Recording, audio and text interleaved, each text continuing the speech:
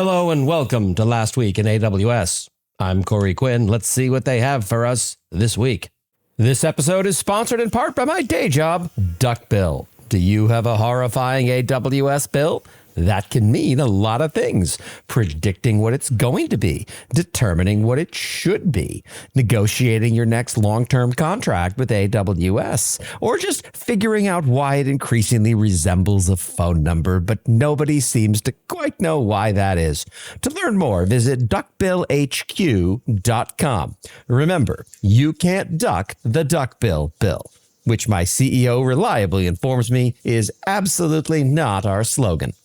Automate Java performance troubleshooting with AI-powered thread dump analysis on ECS and EKS. They discovered that Java thread dumps are hard to read, so naturally they built a solution requiring Lambda, Bedrock, Prometheus, Grafana, S3, ECS, or EKS integration, and CloudFormation, because nothing says simply debugging like adding 6 services to your architecture.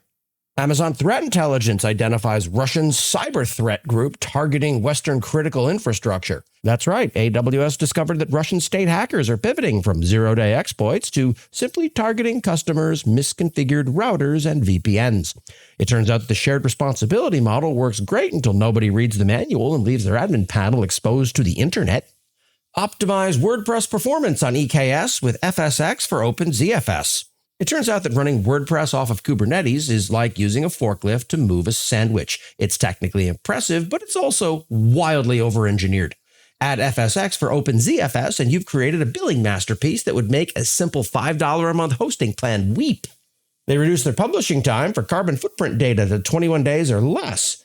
Finally speeding up carbon reports from 3 months to 3 weeks because nothing says urgent climate action like waiting until Q2 to see Q1's damage. At least now you can correlate your emissions spike with that regrettable architectural decision while the memory's still fresh. It's not lost on me that sustainability was suddenly ignored once AI got hot. Crypto mining campaign targeting EC2 and ECS.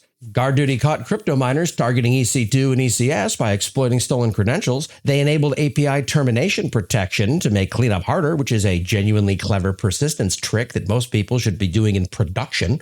I bet those surprise mining bills made for fun conversations with finance. This episode is sponsored by my own company, Duck Bill. Having trouble with your AWS bill? Perhaps it's time to renegotiate a contract with them. Maybe you're just wondering how to predict what's going on in the wide world of AWS. Well, that's where Duck Bill comes in to help. Remember, you can't duck the Duck Bill bill, which I am reliably informed by my business partner is absolutely not our motto. To learn more, visit duckbillhq.com. AWS Payment Cryptography reduces API pricing by up to 63% and introduces tiered key pricing. That's right, they drop prices by 63% at a service most people didn't know existed, which tells you everything about adoption rates. Nothing motivates sales like crickets chirping in your newest data center. Key commitment issues in S3 encryption clients. Is it security week or something? 6 CVEs here across every major language. That's not a security bulletin, that's a cry for help. The invisible salamanders attack sounds adorable till you realize someone's been reading your encrypted buckets for years. Update immediately and then maybe question why client-side encryption needed this many libraries to break identically. Coursera and AWS survey reveals how technology leaders navigate cloud and AI transformation. That's right. A survey funded by a cloud vendor and an online education platform concludes, shocker, that everyone desperately needs more cloud and AI training, preferably purchased from those exact companies. The findings are about as surprising as discovering AWS charges for data transfer. And finally, automated extraction of compressed files on S3 using batch and ECS. They built an entire orchestration pipeline to untar files because S3 can't do it natively. 5 services this time, CloudFormation templates, Docker images, and careful cleanup procedures, all to accomplish what a single bash script has done since 1979. Progress. And that's what happened last week in AWS. Happy holidays, friends.